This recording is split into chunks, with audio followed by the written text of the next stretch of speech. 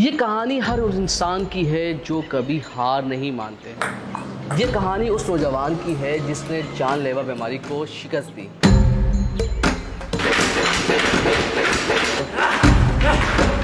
जिनके पास ज़िंदगी के सिर्फ चंद लम्हात ही बचे थे। तो उसको दिखाया तो किसी ने बोला कि इसमें सरवाइव नहीं कर सकते, 1 महीना है आपके पास। तमाम ज़िंदगी की जमा पूंजी अपने इलाज पर लुटा दी, कारोबार ख़त्म हो गया। बाइक्स का बहुत शौक था मुझे वो भी बेचनी पड़ी। मेरे पास R6 थी, R1 थी। एक ज़ीरो से हीरो बनने की कहानी है ये।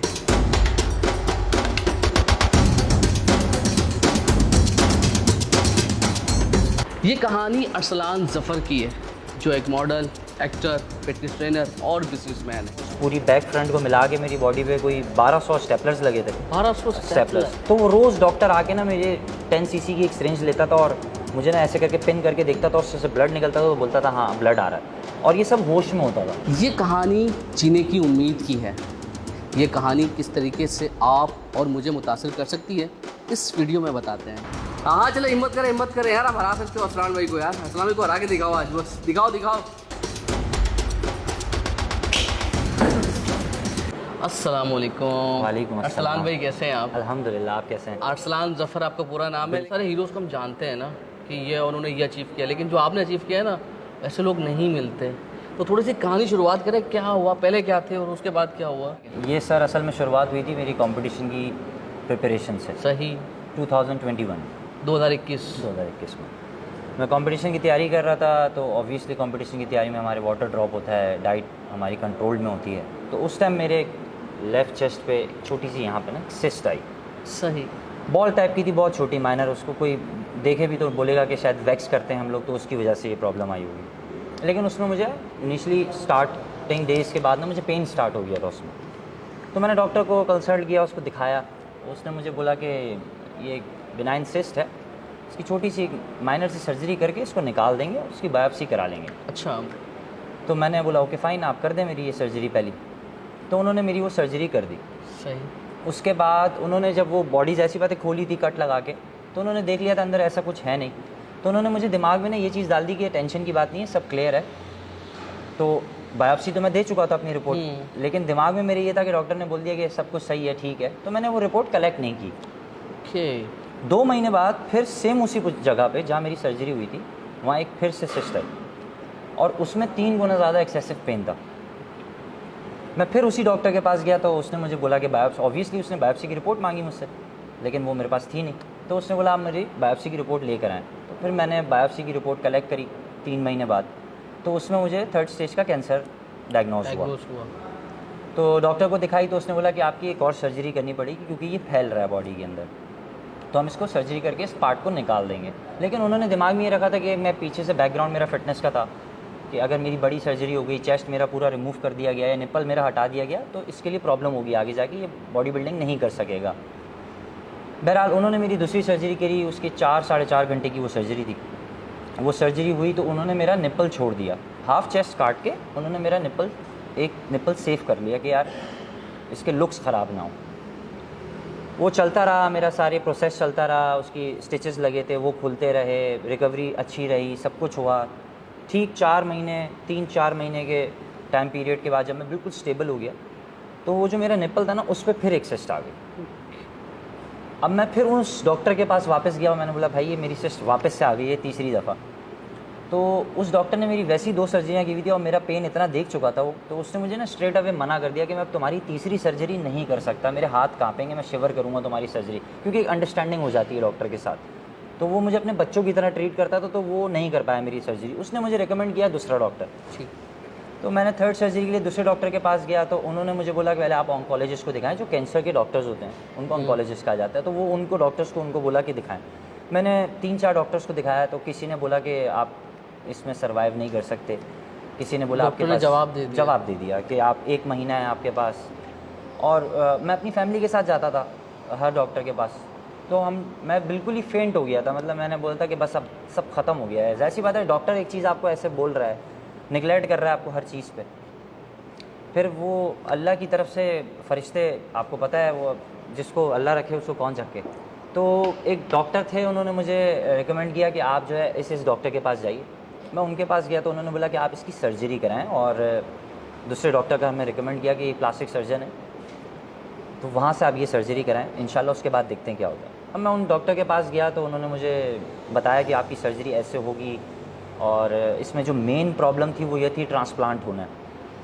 ट्रांसप्लांट ऐसे होना है कि मेरा चेस्ट उन्होंने रिमूव कर देना था, और मेरे यानी पीछे ये से पूरा चेस्ट आपका यहाँ नहीं है, नहीं उल्टे हाथ? है, ये चेस्ट मैं आपको उसी का बताता हूँ कि वो चेस्ट मेरा निकाल के डिस्पोज ऑफ कर देना था, और मेरे जो पीछे एक बैक का मसल है, विंग जिसे कहते हैं ना, एक विंग लेफ़्ट साइड का वो निकाल के उसको रोटेट करके वो चेस्ट पे लगाना था। ओके। तो ये एक सबसे बड़ा मसला ऑपरेशन था। भी बहुत कॉम्प्लिकेटेड। बिल्कुल, ये 9.5 घंटे का ऑपरेशन था, और उसमें प्रॉब्लम ये थी कि ये मैच करना चाहिए। अगर ये मैच नहीं करता तो सर्जरी फिर होती, और उसके लिए फिर कोई और मेरा मसल यूज़ हुआ जाता, क्योंकि उन्होंने मुझे ऑप्शंस दिए थे, बैक का मसल निकाल सकते हैं, थाई का मसल निकाल सकते हैं, ग्लूट का मसल निकाल सकते हैं, लेकिन जिधर का मसल निकाल रहे थे तो उन्होंने बोला था कि पूरा मसल निकालेंगे, ये रीग्रो नहीं कर सकता। अच्छा। तो अगर पाँव का निकालोगे, एक पाँव से लंगड़े हो जाओगे। सही है। तो उन्होंने बोला कि ये बैक का मसल निकालने ज़्यादा बेटर रहेगा, क्योंकि दूसरी तरफ एक विंग है तो वो कवर कर सकता है इसको।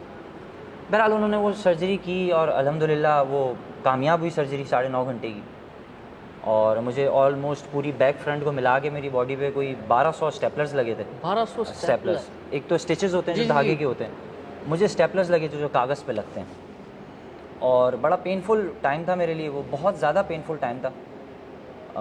मतलब समझ लें कि होश में रहते हुए बंदा कोमा में चला जाए, ना मैं किसी से बात करता था, क्योंकि मुझे पेन इतना रहता था उसमें, एक्सेसिव पेन। और मज़े की बात ये थी कि कोविड चल रहा था, मुझे ज़्यादातर टाइम हॉस्पिटल में रख भी नहीं सकते थे वो लोग, क्योंकि मेरी पूरी बॉडी खुली हुई थी।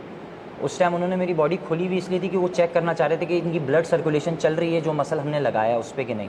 तो वो रोज़ डॉक्टर आके ना मेरे 10 cc की एक सिरिंज लेता था, और मुझे ना ऐसे करके पिन करके देखता था, उससे ब्लड निकलता था तो बोलता था हाँ ब्लड आ रहा है, और ये सब होश में होता था, मुझे कोई पेन किलर नहीं लगता था इसके अंदर।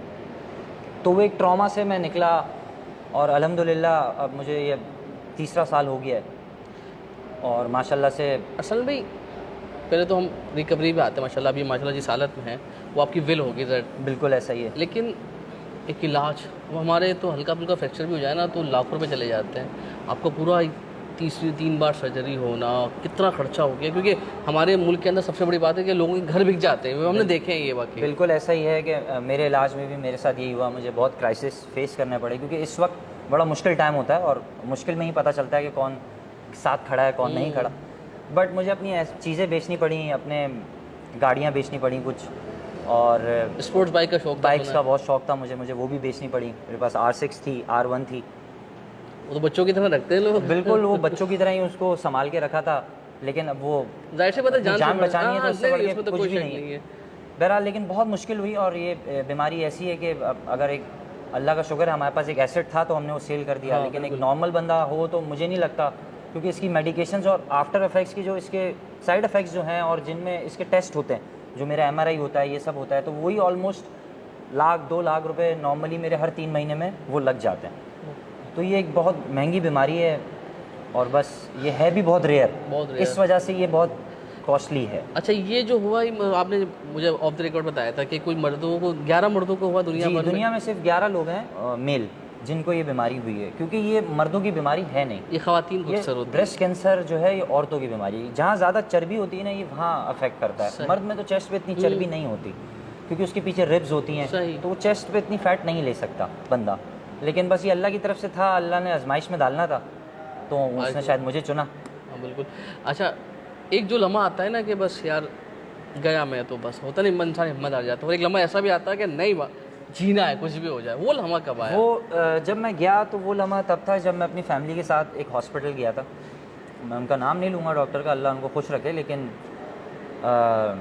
उन्होंने मुझे जो है वो रिपोर्ट्स देखने के बाद बोला कि आपके पास मैक्स अगर टाइम है ना तो 2 से 3 महीने, कुछ नहीं हो सकता आपका, इसका कोई इलाज ही नहीं है। और बस वो जब उन्होंने कहा ना तो मेरी फैमिली भी साथ थी, और मज़े की बात यह है कि मैं गाड़ी में गया था वहाँ पे, और मैं गाड़ी छोड़ के ना रिक्शा में बैठने लग गया। मैं इतना फेंट हो गया था कि मैं अपनी गाड़ी छोड़ के और मेरी पूरी फैमिली, मेरी वाइफ, मेरी मदर, अल्लाह उनको जन्नत नसीब करे, आमीन। और मेरे फादर, मेरी सिस्टर्स मेरे साथ थी। उनको भी याद नहीं रहा कि ये हमें गाड़ी में आए, हम बाहर रोड पे खड़े हो गए हॉस्पिटल में, रिक्शा को रोक रहे हैं और मैं रिक्शा में जाने का सोच लिया क्योंकि मैं इतना फेंट हो चुका था। ऑब्वियसली आपको किसी ने बता दिया कि यू हैव ओनली 1 मंथ, आप उसके बाद मर जाओगे, तो क्या उस टाइम बीतेगी बंदगी। तो वहाँ मैं टूट गया था, बिल्कुल ज़ीरो हो गया था। उस टाइम मेरी वाइफ ने और मेरी मदर ने बहुत सपोर्ट किया मुझे कि अल्लाह से बढ़कर कुछ भी नहीं है। सही बात है, उससे डॉक्टर्स का काम है कहना, वो डराते हैं बेटा परेशान ना हो। मुझे बहुत पैम्पर किया उन लोगों ने, और अल्लाह का करना यही हुआ, आपके सामने बैठा हूँ। अच्छा, तो जब हुआ, जब डायग्नोस हुआ उस वक्त कंडीशन क्या थी, उसके बाद रिकवरी के बाद बदन के लिहाज से थोड़ा सा बताएं। मेरे घर में असल में मैं बिल्डर था, तो आपको पता है बिल्डर्स का एक होता है टेंट टॉप में घूमना, और घर में तो बहुत रिलैक्स घूमते हैं, टेंट टॉप में घूम रहे हैं, शॉर्ट्स में घूम रहे हैं, तो मैं ऐसे ही घूमता था। तो जब मेरी सर्जरी हो चुकी थी तो मेरी मदर ने बस एक मुझसे रिक्वेस्ट करी थी कि हम चाहते हैं कि तुम जो हमारे दिमाग में तुम पुराने अरसलान हो ना, जिसका सब कुछ सही था, तुम वैसे हमें नज़र आने चाहिए। तो तुम जिम घर में कभी टी शर्ट नहीं उतारना, कभी बनियान नहीं उतारना, क्योंकि हम नहीं देख पाएंगे। तो बस अम्मी के लिए मैंने ये कर लिया था कि मैं घर में ना कोई कपड़े शपड़े नहीं उतारता था, रूम में उतार लेता था। और पहले मुझे भी खुद फेस करते हुए ना बड़ा प्रॉब्लम होता था, शीशे में खड़े होकर देखता था। ऑब्वियसली एक 120-130 किलो का बंदा 55-60 किलो पे 55 किलो, हाँ बिल्कुल, मैं आधे आदमी हो गया, बिल्कुल आधा आदमी हो गया था। जाहिर सी बात है, आप स्ट्रेस लेते हैं तो। और आपकी हाइट 6 फुट 2 इंच है? 2 इंच है। वो बड़ा एक मेरे लिए ट्रॉमा था, क्योंकि मुझे 18-19 ऑलमोस्ट 20 साल हो गए हैं इस लाइन के अंदर, और मैं बहुत पैशनेट हूँ इस, और देख लें इस बीमारी के बाद भी मैं वर्कआउट कर रहा हूँ, तो कुछ ना कुछ मेरे अंदर ऐसा है। माशाल्लाह आप बहुत फिट है, अभी हमने जो देखे हैं भाई के शॉर्ट्स। अच्छा अरसलान भाई, यहाँ से तो आपकी जर्नी शुरू हो गई, एक तो हो गया ना, देखिए फिजिकल तौर पे आप स्ट्रॉन्ग हो रहे हैं, मजबूत हो रहे हैं, फाइनेंशियल तौर पे अपने आपको दोबारा से खड़ा करना है, क्योंकि मोटिवेशन तो यहाँ से भी आएगी ना। क्योंकि बहुत से लोग कारोबार में हिम्मत हार जाते हैं कि कारोबार खत्म हो गया तो खुदकुशियाँ कर लेते हैं। आप तो एक जंग तो लड़ी, लेकिन उसके बाद दूसरी जंग थी फाइनेंशियल तौर पर। फाइनेंशियली तौर पे ऐसा था कि मेरा अपना एक फैमिली बिजनेस था, स्कूल था हमारा, और स्टिल है, लेकिन ऑब्वियसली आजकल के हालात ऐसे थे, और जो मैं इतना क्राइसिस में आ गया था अपनी बीमारी को लेके, अपनी इलनेस को लेके, तो मुझे जो है वो जॉब की बहुत ज़रूरत थी। तो मैं जिस जिम में हम बैठे हुए हैं, इसी जिम में जो है वो मैंने अपना मेरी सर्जरी को ऑलमोस्ट 1 साल हुआ था, और मैं बेड से उठ चुका था, रिकवरी मेरी ख़त्म हो चुकी थी। तो मुझे यहीं से कॉल आई, और बस अल्लाह का करना था, मैंने एक सोचा था, तो इन्होंने मुझे अपने इसी जिम में जॉब पे रख लिया। कौन सा जिम है ये, कहाँ पर है? ये बॉडी रेवोल्यूशन जिम है, स्कीम 33 में, गवालियर सोसाइटी के अंदर बना हुआ है, मद्रास चौक के पास। और यहाँ पर फिटनेस ट्रेनर है? यहाँ मैं फिटनेस ट्रेनर भी हूँ, और सीनियर ट्रेनर हूँ, डाइट न्यूट्रिशन हूँ। अच्छा, डाइट और लेवल 2 का पर्सनल ट्रेनर हूँ। अच्छा माशाल्लाह माशाल्लाह। यूनिवर्सिटी ऑफ फ्लोरिडा से और एस से। ओके। तो इन्होंने मुझे यहाँ हायर कर लिया था, अब यहाँ मैं मैनेजर भी हूँ। सही। और ये करता हूँ ऑनर के साथ, यही इसको रन करता हूँ इस जिम को माशाल्लाह से। यहाँ से फाइनेंशियली तौर पे इन्होंने, जो यहाँ के ऑनर हैं, मैं उनका बहुत शुक्रगुजार हूँ कि उन्होंने मेरी बहुत हेल्प आउट करी। यहाँ से माशाल्लाह खड़े होना शुरू एग्जैक्टली, क्योंकि मैं ये समझ गया था कि मुझे बीमारी ऐसी हुई है कि मुझे शायद कोई जिम में नहीं रखेगा, क्योंकि लोगों को ऊपर वाली जात शर्ट उतारता था तो वो लोग बोलते थे क्या है, दिख रहा है, अजीब दिख रहा है, बहुत ऐसी बातें करते थे। लेकिन अब 2 साल गुजरने के बाद ना, मैं इसको अपना बैज समझता हूँ। अब आप मुझे अगर बोले ना मैं शर्ट उतार के बाहर घूम लूँ, तो मैं घूमूंगा। मैं बहुत प्राउड फील करता हूँ कि मैं इतनी बड़ी बीमारी से लड़ के, अल्लाह का साथ था मेरे, तो मैं इतनी बड़ी बीमारी से लड़ लिया, और मैं 10,000 लोगों से अभी भी बहुत अच्छा हूँ इंशाअल्लाह। और मैं इसका बहुत शुक्रगुजार हूँ अल्लाह का कि उसने मुझे जो है वो आजमाइश के लिए चुना, और शायद सीधी राह पे लाना चाहते थे। बिल्कुल बिल्कुल बिल्कुल। हर उसके कुछ ना कुछ अमल में हमारे लिए अच्छाई होती है, असलाही होती है। तो आखिरी बात जो सामने देख रहे हैं लोग, बहुत मायूस हो जाते हैं, कुछ भी हालात होते हैं, खुदकुशियाँ कर लेते हैं, कारोबार ख़त्म हो गया, या कोई भी ऐसे हालात होते हैं जो मायूस हो जाते हैं ना, और हमारे मज़हब में मायूसी कहते हैं कुफर है। बिल्कुल ऐसा असल में उनके लिए क्या पैगाम है? देखिए, सबसे पहली बात तो ये है कि आप डीमोटिवेट बिल्कुल ना हो, किसी भी चीज़ से डीमोटिवेट ना हो। जो भी चीज़ आती है, जो भी आजमाइश आती है, वो सिर्फ अल्लाह की तरफ से आती है। आप अपने आप को डीमोटिवेट करेंगे तो आपके सराउंडिंग के जितने भी लोग हैं वो सब डीमोटिवेट होते हैं इस चीज़ से। अपने आप को स्ट्रॉन्ग रखें, इससे बड़ी चीज़ और कोई भी नहीं है। जब आप अपने आप को स्ट्रॉन्ग रखेंगे तो आप हर लड़ाई से लड़ सकते हैं। मैं बैक टू बैक एक सर्जरी, दूसरी सर्जरी, तीसरी सर्जरी, मैं आपके सामने सबसे बड़ी मिसाल खड़ा हूँ, और मैं अभी भी हर चीज़ के लिए रेडी हूँ। मैं चाहता मैं बिस्तर पे लेट जाता, मैं अपने आप को हिम्मत तोड़ देता, हार जाता, बोलता नहीं अब मैं कुछ नहीं कर सकता, लेकिन मुझे लोगों को ना प्रूफ करना था कि ये छोटी सी बीमारी भी किसी को जाती है, वो बिस्तर पे लेट जाता है, लेकिन मैंने उन लोगों को ये प्रूफ करना था कि नहीं, बीमारी इज़ नथिंग। जब तक आपका माइंडसेट अच्छा है, आप इतने माइंडसेट से, विल पावर आपकी इतनी स्ट्रांग है और अल्लाह पे आपको पूरा यकीन है, तो फिर आपको कोई भी चीज़ रोक नहीं सकती। मैं सबसे यही दरख्वास्त करूँगा कि अपना माइंडसेट को स्ट्रांग रखें।